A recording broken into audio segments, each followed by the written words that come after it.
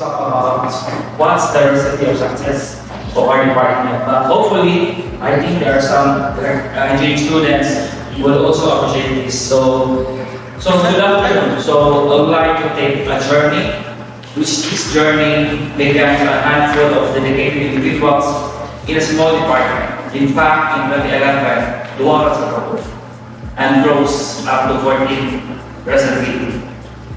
A small department, a small dreams. So, as an alumnus in this department, I was graduating way back on 11. I can tell you that being a faculty member, which I was not prepared with, I'm just a graduate of that course, BS in Mechanical Engineering, and now becomes, the faculty. It's not so easy because, number one, wala facilities. Number two, dili pa kayo nag-hands graduate as compared to today. So, it's a journey that we incredibly rewarding because we are recently receiving top one performing board exam in the signature exam in 2023 and 2024. So, when I was the student, our faculty is part of the limited resource and facilities. They taught us with unwavering dedication. They believed in us, pushing us to our limits and beyond. And despite of these challenges, they taught the department to become. So we graduated as 6 people that compared to the more than 50s and beyond. So our department started with just 4 faculty members in 2011. 3 of them focuses on core mechanical subjects. And from 2011 to 2015, there are so transition. In fact, we have an increasing number of students and increasing number of faculties. Despite of that, our journey has been fueled by determination, hard work, and willingness to embrace this system. So, to go back again, so even November 2011, there were only 2 regular faculty members teaching mechanical subjects. Recognizing the dire need for more instructors, I joined the department right after graduation, or right after my board exam passing. Despite of no teaching experience, I was in a leap of faith, but one that was sad. So, from 2014 onwards, we began a massive faculty hiring, and in 2024, our faculty had grown from 2 into 14 faculty members. So the growth was not just about numbers, but it was about building a team dedicated to provide the best education possible. How did we achieve success? I think it wasn't simple, but let me break it down for you. So first, we made a commitment to our rigorous teaching process, to the extent that if you know mechanical, cheating is our focus. What I'm to say, if you caught cheating, you will be penalized. But not penalized is that about critical, we'll just give them 0 scores for the quizzes. As well as to provide assessment that is ready for the mechanical engineering licensure exam.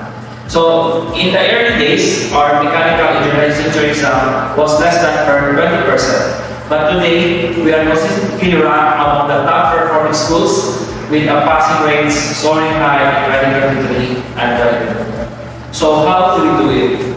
So first, we evaluate the student needs. We recognize that our students are intelligent and resourceful, but often lack physical resources and motivation.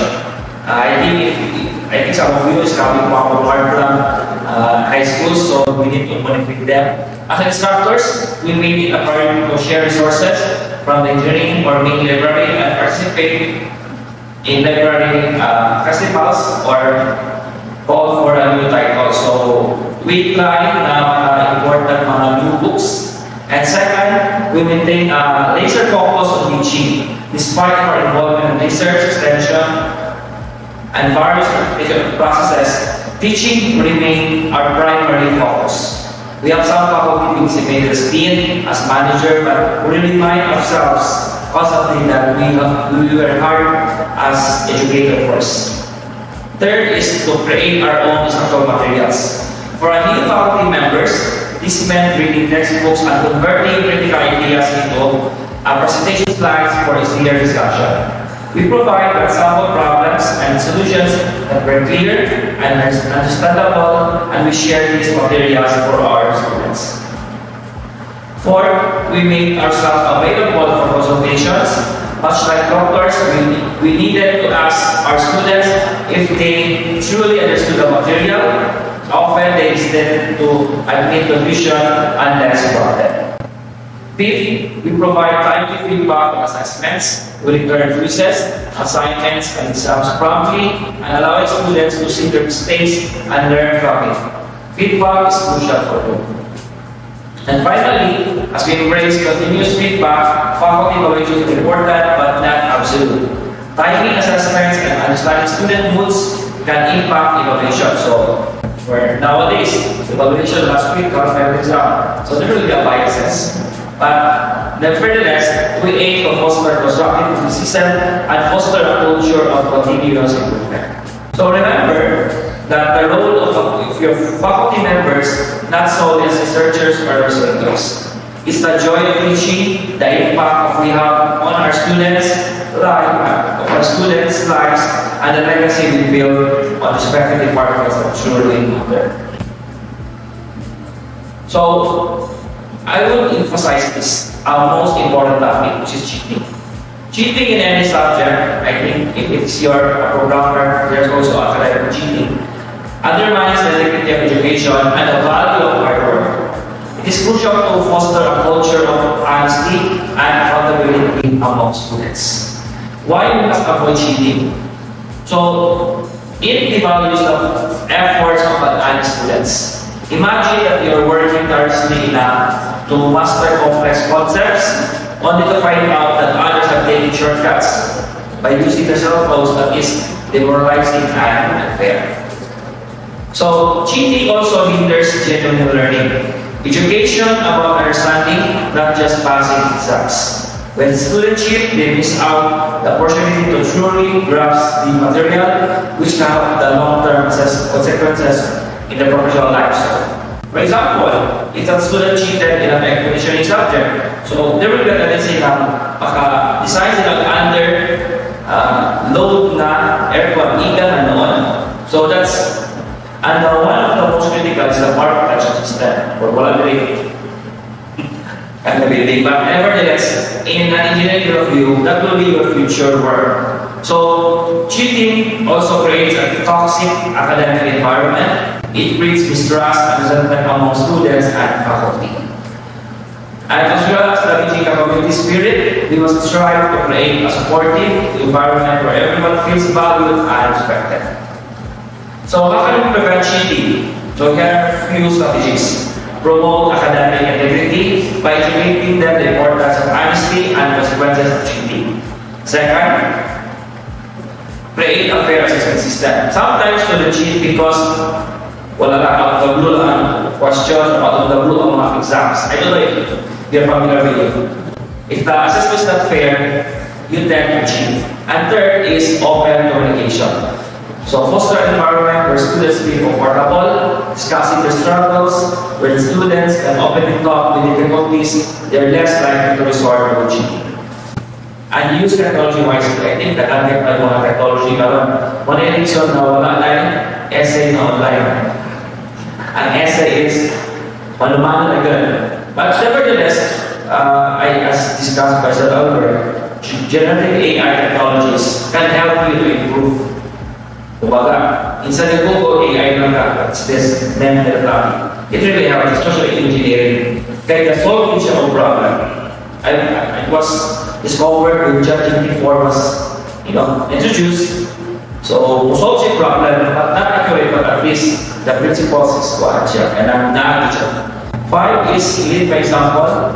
As faculty, we must model the behavior we respect for our students, uphold high standards of integrity in our own work and interactions. In conclusion, building a culture of integrity in education is essential. By avoiding cheating and promoting honesty, we create a learning environment that values work, fosters genuine understanding, and prepares students for future success. Next.